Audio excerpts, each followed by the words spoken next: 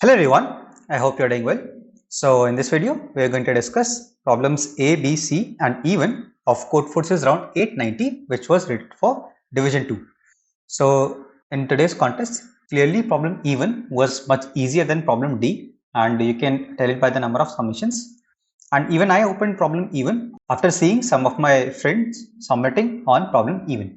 So for today's contest, the first few problems were of reasonable difficulty and again problem C was around the 1500 mark. So that is good for a Div 2 contest, and let us quickly start the discussion of the first problem. So the first problem says that we have been given an array of positive integers a of length n, and what we can do is in one operation we can traverse the whole array and decrement all of the values by 1, right? And if any value becomes smaller than 0, we have to replace it by 0. This is what the question is saying. Now we have to find out the number of operations required to make the array sorted, right? So let us see with the help of an example what is happening in this case. So for this particular test case, the answer is 3 and we'll see how the answer is coming out to be 3. So first of all, we have this array and the first thing that we have is 2, 3, 1, 4 and 5. So we want to make this particular array sorted, right? Now the only operation that we can perform is we can decrement all the values by 1, and if any value goes less than 0, then we can replace it with 0. Now we have to find the minimum number of operations required to make this array sorted. So how do we do it? You will see that 2 and 3 are in order, so there is no problem with them, but 3 and 1 are not in order, right? So 3 is greater than 1, that is why the array is not sorted, and for all the other elements in this particular array, 1 and 4 is in order and 4 and 5 is in order as well. Now if I try to reduce all the elements by 1, so it will become 1, 2, 0, 3 and 5. Now you will see the problem is these two elements are still not in order, right? They are still violating because both of the elements were decreased by 1, right? So if B is greater than A, then definitely B minus 1 will be greater than A minus 1, right? This is for sure. So that means I have to somehow make this B 0, right? So the condition was, if let's say at some point A becomes less than 0, then A will be equal to 0. So that is what they denoted by A is equals to max of 0 comma A minus 1. This is what they meant. So eventually when this A will become 0, it will be stuck at 0. Now B will somehow come and follow up with A and also become 0, right? And for all the other cases, B minus 1 will always be greater than A minus 1, right? Now how many operations will it require me to convert both A and B to 0? So in this case, it will be equals to the number of operations required to convert B into 0. So for example, if 2, 3 and 1 were like this, now in one operation they will become 1, 2 and 0. In the second operation they will become 0, 1 and 0. In the third operation they will become 0, 0, 0, right? So it required 3 operations and this 3 is equals to this particular 3, right? So there will be multiple such numbers where A of I is greater than A of I plus 1. Right, so there will be multiple cases like this, and this is not acceptable because this violates the property of a sorted array. So we would want to make both of them equal to 0.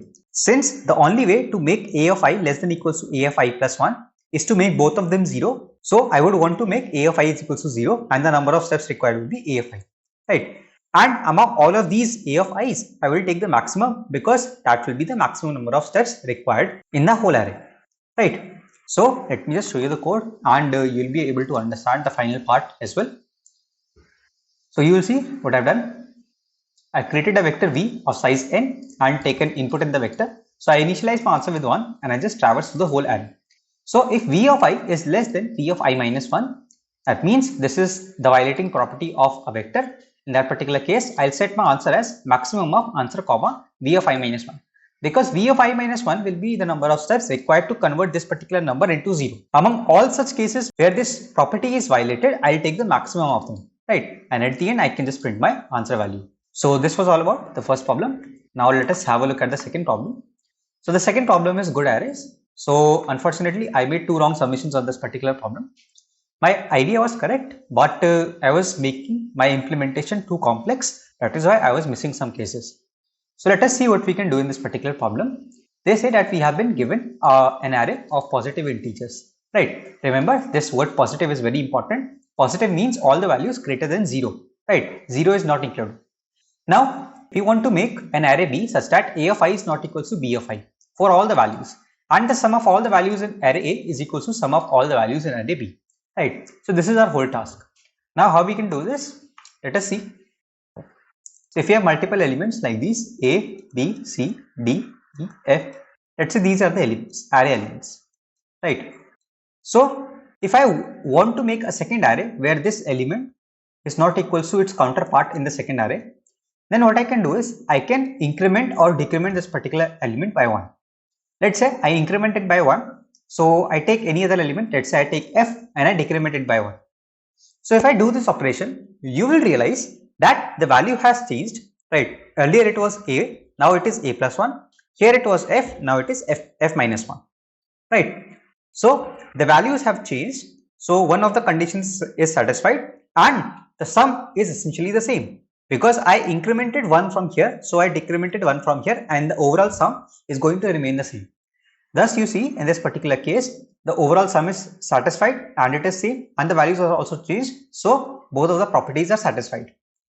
Now the second thing is I can also write it as A minus 1 and F plus 1, right? It doesn't really matter as long as these numbers are different from the original numbers. So A minus 1 is also different from A and F plus 1 is also different from F, right? I can take any two numbers and increment one of them and decrement the other of them, right?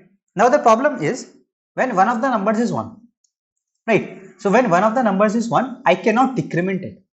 This is something that you need to take care of because if I decrement 1, 1 minus 1 will become 0, which is not allowed because I want my array elements to be positive.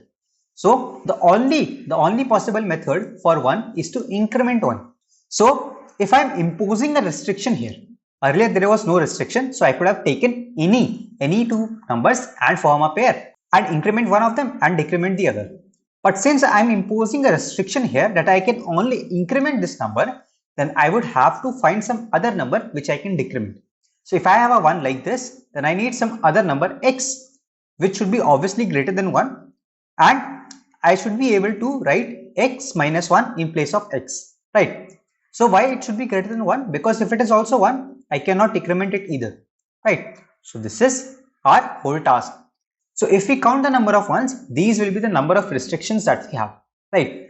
The restrictions are in terms of that I can only increment these numbers and I need to find some other numbers such that I can decrement them, right? So how will this take place? Let's say there are multiple ones like these, right? And there are some other numbers as well, right? So I need to increment these three ones, right? I can increment this by 1, I can increment this by 1, this by 1, right? So the total number of increments needed is 3, right? Now how much can I decrement this to? I can decrement it by 1, I can decrement this 3 by 2 and I can decrement this 4 by let's say 3, right? Why this is the maximum value that I can decrement? Because if I do 4 minus 3, 1 will be remaining. If I do 3 minus 2, 1 will be remaining. Similarly, if I do 2 minus 1, 1 will be remaining, right? So these are the maximum values that I can decrement from these corresponding values.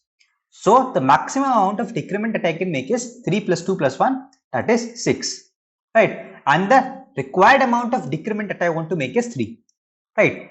So you see that what I can make, let's say I call this make, is greater than equals to need, then the answer is yes, otherwise the answer is no. And let us say when these two values were equal, let's say 1 1 1 and 2 2 2, it is like this. So they can evenly adjust among themselves. This will become 2 2 2 and this will become 1 1 1 because the total I can decrement is 3 and the total I want to increment is 3. So both of them are equal, so both of them will interchange their positions. But what happens when the total amount I can decrement is greater than the value I can increment? So there is still no problem. I can still use the remaining values to increment any one of these ones, right? So let's say initially I made this all 2 and let's say all of these values are 1 1 1, right? So this array has reduced to this. So there are still 3 more values that I want to increment. So obviously I can take this one and I can make this 5 and then 2 2 1 1 1. So it doesn't really matter. I can add this particular value to any of these array elements. So the answer will not change, and whenever the values that I can decrement is greater than equals to the values I want to increment, the answer is yes, otherwise the answer is no, right? So there will always exist some or the other way to make these remaining values adjust somewhere in the array, right? So let us have a look at the code, what I have done.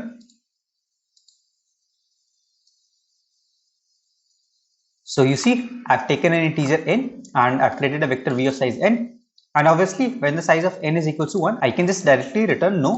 And what I do, I just initialize two variables, count and sum.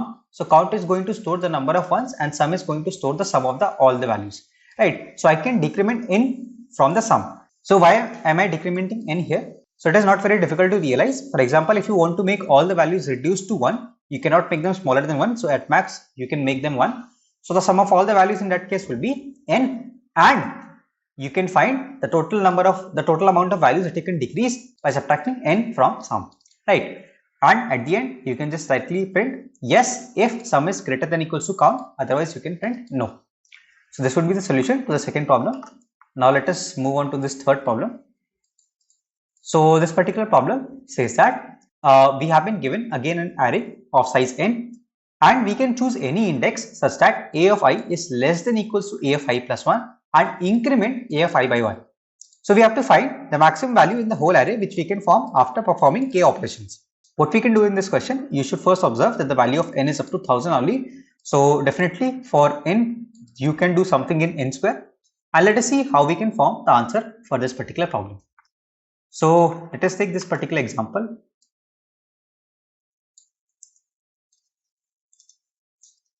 Let's say we have these values and it is 1, 3, 4, 5 and 1. Now the answer is 7 for this particular test case, and the maximum number of operations that I can make is 6, right? So how we can solve this problem? Let us say we already know that the answer is going to be 7, right? Now how can I prove that it is possible to make the answer 7 in 6 or less steps, right?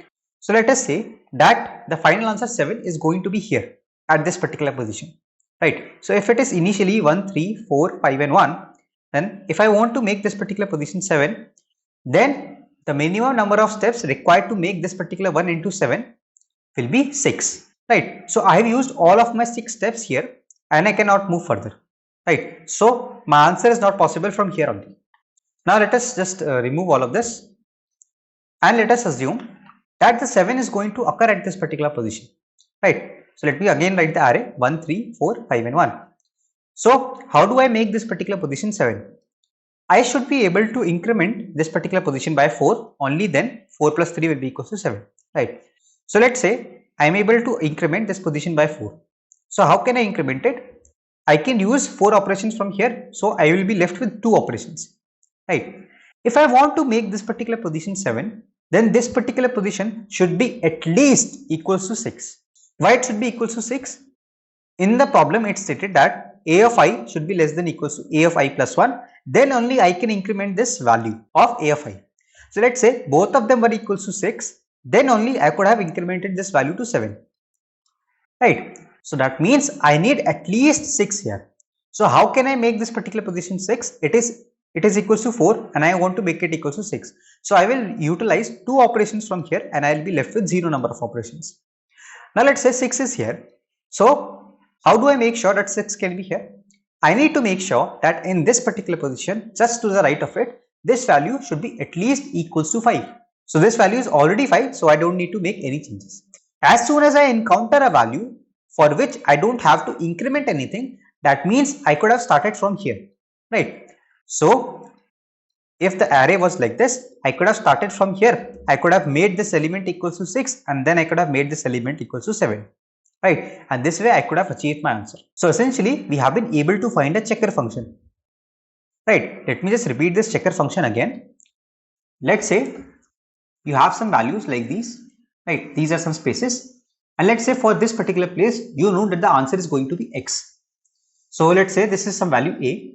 The number of operations required to convert this particular position to x will be equals to x minus a, right? Now you have made this particular position equals to x, but in order to make this particular position equals to x, you need to make sure that this particular value to the right of it is at least equals to x minus 1.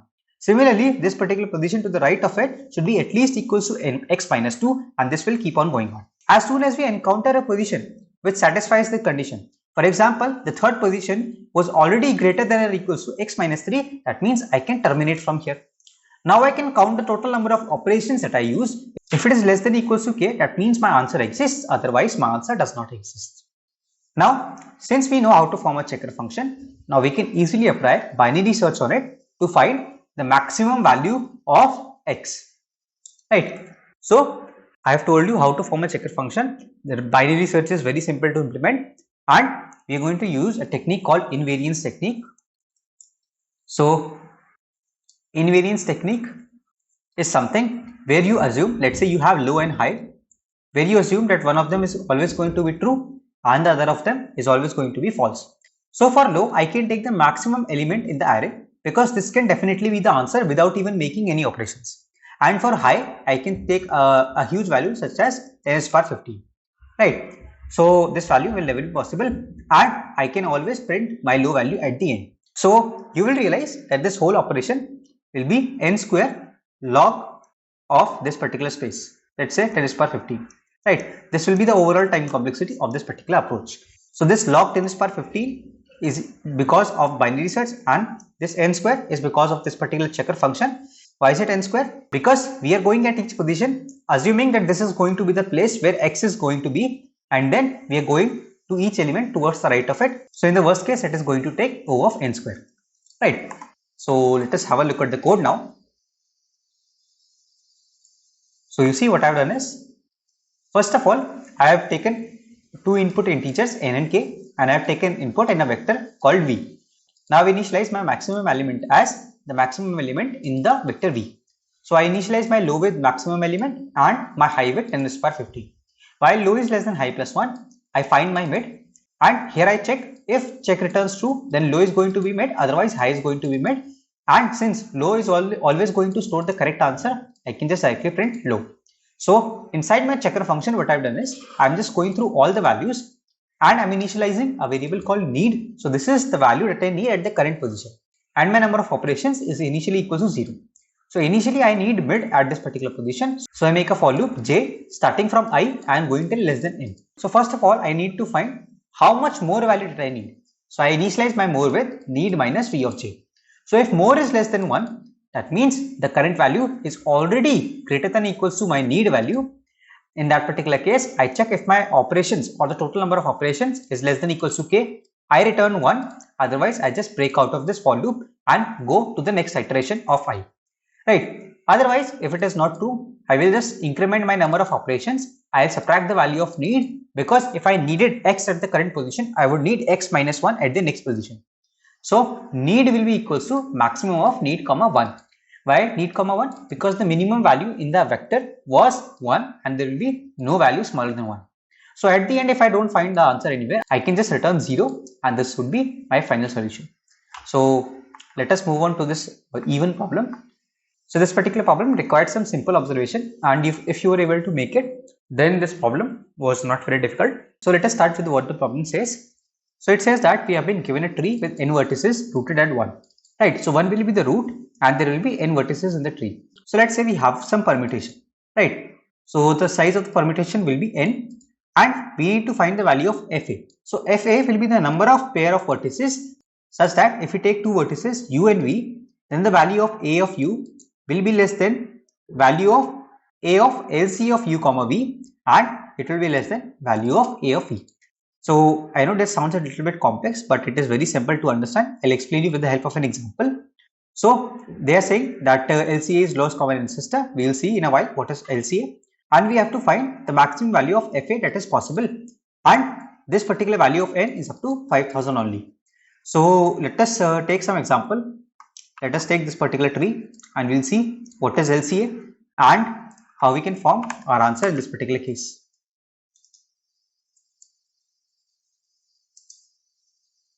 So first of all, let us discuss what is a lowest common ancestor. Let's say I take this particular node, right?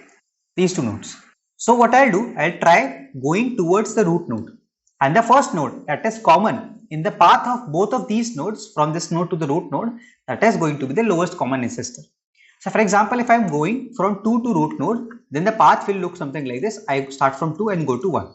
and from 5 it will be I start from 5 and go to 1. So this 1 is the first node that is common in both of them. Now let us take some other example. So if I erase all of this, let me just take this particular 3 and let's say this particular 6. So the path from 3 to root node will be 3 and then 2 and then 1.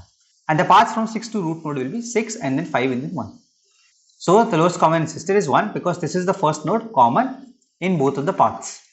Now let's say we erase all of this and let's say we take 3 and 4. So the path from 3 to root node will be 3, 2 and then 1. The path from 4 to root node will be 4, 2 and 1. So 2 is the first node that is common among both of the paths. So it is going to be lowest common ancestor. Right. So this is how you can define the lowest common ancestor of two nodes. So now what they are saying is we want to make a permutation of n elements. Let's say 5, 4, 3, 2 and 1. And now I need to assign these values to the vertices. Since there are 6 nodes here, let's say this is 6, this is 5, this is 4, this is 3, this is 2 and this is 1. Right. Now you see I have assigned the values to all the nodes in accordance to a permutation. Now I want to do it in such a way such that I can maximize the number of pairs in which I can take 2 nodes and the value of the first node is less than the value of their lowest common ancestor, which is eventually less than the second node. So you will see that the answer in this particular test case was 7, I believe. Let me just quickly check it. So for the third test case, the answer is 7. Let us see how we can form the 7 answer.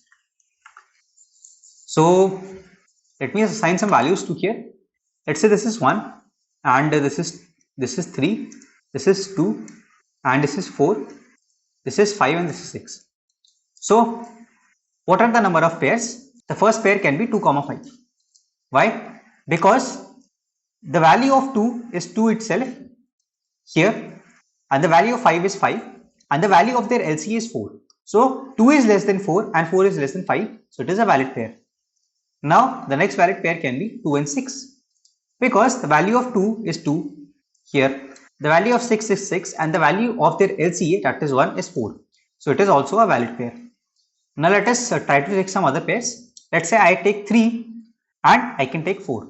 So I can take 3 and 4 as well. So I can take this particular 3 node and this particular 4 node. So their LCA is going to be 2 and their values are 1, 2 and 3 respectively. So 3 and 4 is also a valid pair. So let me just write all the other pairs first. So the next pair can be 3 and 5. The other pair can be 3 and 6 and then 4 and 5 and then 4 and 6. So these are 1, 2, 3, 4, 5, 6 and 7.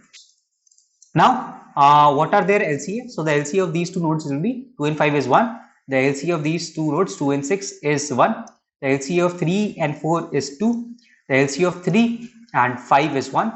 The LCA of 3 and 6 will be 1. The LCA of 4 and 5 will be 1 and the LCA of 4 and 6 will be 1 as well. Right, and you can check in all the cases the value of the first node is less than the value of the LCA and the value of the second node is greater than the value of the LCA. So how do we actually solve this problem now? You will realize, let's say I have a node here and let's say it has 2 subtrees. I'm not saying 2 children, I'm saying 2 subtrees. So it can have some further nodes like these and it can also have some further nodes like this. Let's say the maximum value in the left subtree is A and the minimum value in the right subtree is A plus 2. So I can always assign the value of A plus 1 to this particular node. If I do this, you will see a very interesting thing is going to happen. If I take one node from this subtree now and the other node from this subtree now, the LCA of both of these nodes is going to be this particular current node. Right. And the values are also in order A plus 1 and A plus 2. Right. So this is fine. So I realize that if there are only 2 subtrees of my current node, then let's say the maximum value in the left subtree is A and the minimum value in the right subtree is A plus 2, then I can always assign A plus 1 to the current node. Right. What happens if there are more than 2 subtrees? So let's say this is subtree 1, this is subtree 2, this is subtree 3 and this is subtree 4. So let's say this value is X and these all the values in S1 or subtree 1 is less than X. All the values in subtree 2 are also less than X. All the values in subtree 3 are greater than X. and all the values in subtree 4 are also greater than x. Right. So let's say this is the case. So what will happen? I can take the summation of all the nodes in subtree 1 and subtree 2. I can take the summation of all the nodes in subtree 3 and subtree 4 and then multiply them. So this will be the total number of nodes which will have the lowest common ancestor equals to x, and since I am taking one value from here and one value from here, that means one of the nodes is going to have value smaller than x and the other one is going to have value greater than x. Now let's see some other case as well. Let's say this value was also greater than x. In that particular case, I can have this particular first node from the subtree S1 and the remaining nodes can be from S2 or S3 or S4. You will realize for each of the subtrees, I can take the values either greater than x or less than x, right? So each of the subtrees will have to be part of one of the groups. I assign x to this particular node and I can assign all the values less than x to S1 and greater than x to S2, S3 and S4. Now I can also do it like this. I can do all the values less than x here, all the values less than x here and all the values greater than x here. In that particular case, you will realize S1 plus S2 plus S3, these will be the number of nodes in the subtrees multiplied by S4, right? Because I can take one node from these subtrees and the other node from this particular subtree. So that means if I know what are the number of children in S1, S2, S3 and S4 respectively, then I can find how many pairs will be there in which the LCA will be this particular node and it is also going to satisfy the inequality condition that has been given to us in the problem. How we can do this? If I assign some value to x, then I can decide some of the subtrees to have all the values less than x and the other subtrees to have all the values greater than x. Right. So I can find the answer for the current node and I can find the number of pairs for which this will be the LCA and also it satisfies the inequality. Now I can do the same thing recursively for all the nodes in the tree. Right. And I can produce my final answer.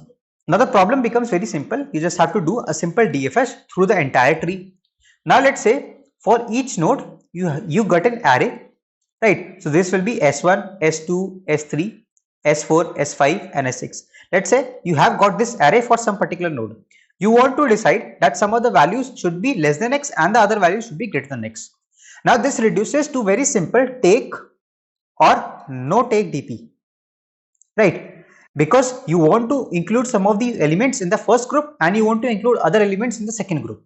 You can decide with the help of DP what are the elements that you want to include in the first group, and then with the help of DP you can find the maximum value you can produce by assigning the group optimally, right? So this part is very simple. What you can just do is, let's say you had 6 values S1, S2, S3, S4, S5 and S6. Now what you can do is, you can initialize your DP array. Let's say these are 6 values, so you start with 7 and let's say this is total sum of all the values less than x, right? So these are the 2 dimensions of DP. The first one is going to denote which index I am talking about and the second one is going to denote my current total sum of all the nodes which have value less than x. So if I am at index 0 and let's say I have I values which are less than x, right? So my total answer in this particular case will be I into total minus I. So why is this true? If I am at index 0, that means I have used all of these elements. If my total sum of values which are less than x is equals to I, then all the remaining values will be total minus I. And you have seen that I am taking one group and multiplying it by other group. So that is exactly what I am doing here. I am taking one group and multiplying it by other group, right? So I can find this way my base condition. Now for all the other indexes, let's say I am at DP of ij. So how can I solve this particular problem for DP of ij?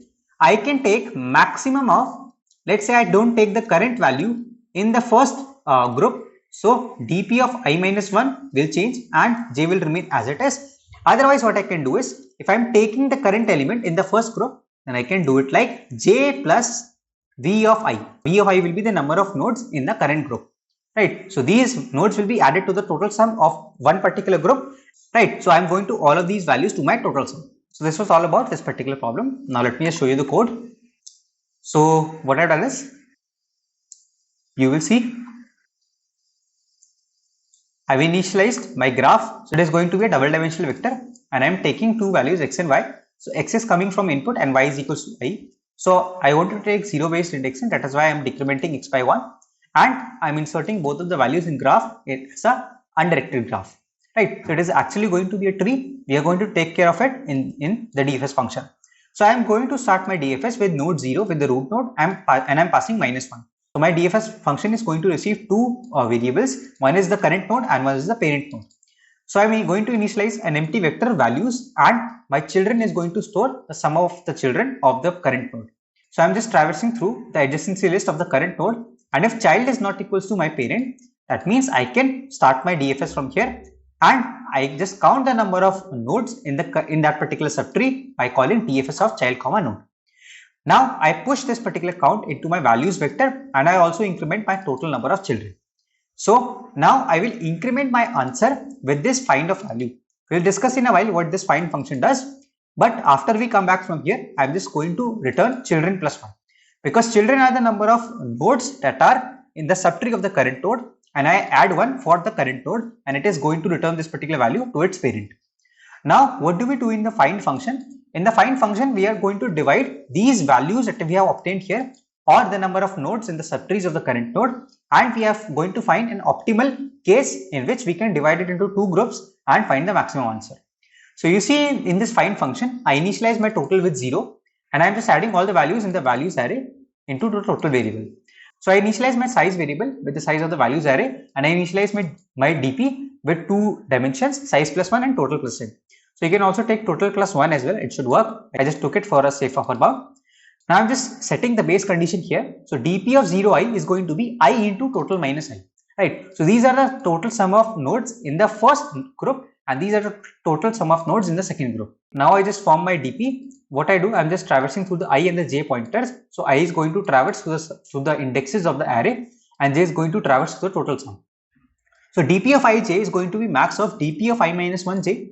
This is the case where I do not take the current value in the first group, and if I take the current value in the first group, then I minus 1 is going to be as it is, and the total sum is going to increment by j plus value of I minus 1.